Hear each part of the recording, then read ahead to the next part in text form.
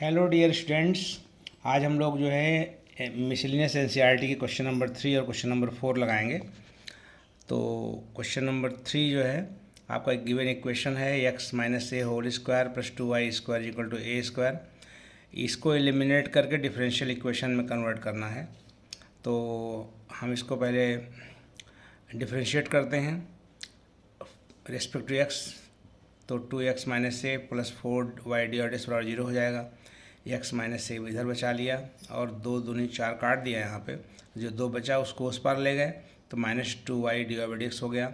यहाँ से a की वैल्यू मेरी मिल गई x plus 2y D by D X मिल गई। इस a की वैल्यू को इक्वेशन नंबर 1 में पुट कर दिया तो ये आपका इक्वेशन आपका एलिमिनेट हो जाएगा। ये तो यहाँ पे रख दिया तो x minus a whole square is equal to x plus 2y d y whole square. इसको सॉल्व करते हुए चले गए तो आपका इक्वेशन जो आ रहा है 2y square minus x square is equal to 4xy d y x is the required differential equation. ये हो जाएगा। अगला क्वेश्चन है कि आपके पास डी वाई डी एक्स का मान दिया हुआ है। यहाँ पे दिख रहा है कि होमोजेनियस डिफरेंशियल इक्वेशन है। इसकी डिग्री आपकी 0 है। तो इसको हमने y को vx मान लिया। डी वाई डी एक्स का मान v plus x d y d x हो गया। इक्वेशन 1, 2, 3 की हेल्प से v plus x d y d x equal to x cube minus 3x v square x square upon v cube x cube minus 3x square v x हो जाएगा।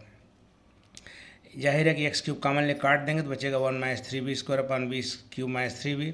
बाद में ये वाला भी इधर जाएगा माइनस बी को v बटे 1 आप कह सकते हैं। तो ये 1 और इसका एलसीएम लेंगे तो वी क्यूब माइनस 3v आएगा, वी क्यूब माइनस 3v। तो इसका 1 को वहाँ गुणा करेंगे, इसका यहाँ करेंगे। सॉल्व करने पे 1 minus B power 4 upon v cube minus 3v। अब हम इसको वेरिएबल सेपरेबल कर लेंगे। v वाले टर्म को डी के साथ कर देंगे, डी एक्स अपान एक्स कर देंगे।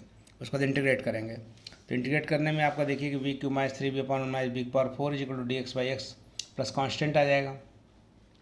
तो यहाँ पर हम इसको आई मान लेते हैं पहले वाले को, वी क्यूब लेफ्ट साइड को v cube minus 3v upon 1 minus B power 4।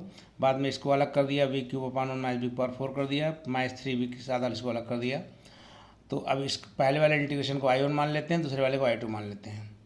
फिर हम पहले वाले इंटीग्रेशन के लिए i1 के लिए 1 माइनस बी पावर 4 को t मानेंगे तो V cube D V is equal to minus D T by 4 हो जाएगा। तो i1 की वैल्यू हो जाएगी minus 1/4 D T upon T minus 1/4 log T plus C1 minus 1/4 log 1 minus B power 4 plus C1 हो जाएगा। सेकंड इंटीग्रेशन के लिए v upon 1 minus B power 4 के लिए वी स्क्वायर को टी मान लेते हैं कैपिटल टी। तो 2v d v equal to d capital T हो जाएगा, वी डी वी इक्वल हो जाएगा डी कैपिटल टी अपान 2। तो ये i2 की वैल्यू हो जाएगी 1/2 D capital T upon 1 minus capital T square. इसको 1/2 बाहर रखे रहेंगे, डी टी अपान 1 माइनस टी स्क्वायर। इसकी वैल्यू हो जाएगी 1/2a log 1 plus T upon 1 minus T. बाद में टी की वैल्यू हम भी इसको वापस कर देंगे। तो ये आपका i की वैल्यू हो जाएगी फिर minus 1/4 log 1 minus B power 4 minus 3/4 log 1 plus b square upon minus b square plus C1 plus C2। अब जरा ध्यान से देखना ये है कि ये जो माइनस 1/4 वाला है और माइनस 3/4 वाला है, इसको एक साथ कर लिया।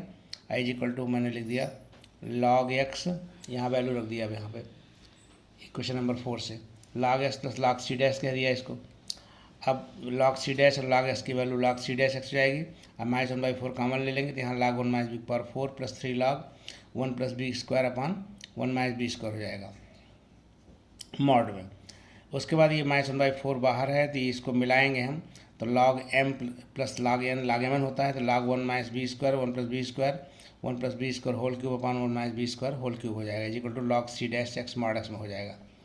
फिर इसके बाद ये देखिए 1 plus b square 1 minus b square जो है 1 plus b square 1 plus b square cube मिल करके 1 प्लस बी स्क्वायर पावर 4 हो जाएगा। और यहाँ से 1 माइनस बी स्क्वायर के एक पावर कट जाएगी तो 1 माइनस बी स्क्वायर का होल स्क्वायर हो जाएगा is equal to log c dash x. तो इसका मतलब हुआ कि लॉग ये जो है under root 1 minus b square upon 1 plus b square कर देंगे is equal to log c dash x कर देंगे। फिर बाद में बी स्क्वायर की वैल्यू हम यहाँ से रख देंगे Y square upon X square, चूँकि Y is equal to B X है यहाँ मान रख देंगे तो सी डैश एक्स हो जाएगा। इसका मतलब X square minus Y square का under root is equal to C dash X square plus Y square हो जाएगा।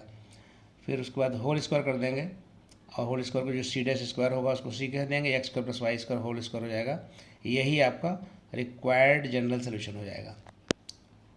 आज यहीं तक रोकते हैं। अगले क्वेश्चन सरल रहेंगे लेकिन ये वाला सवाल लंबा था। Thank you very much.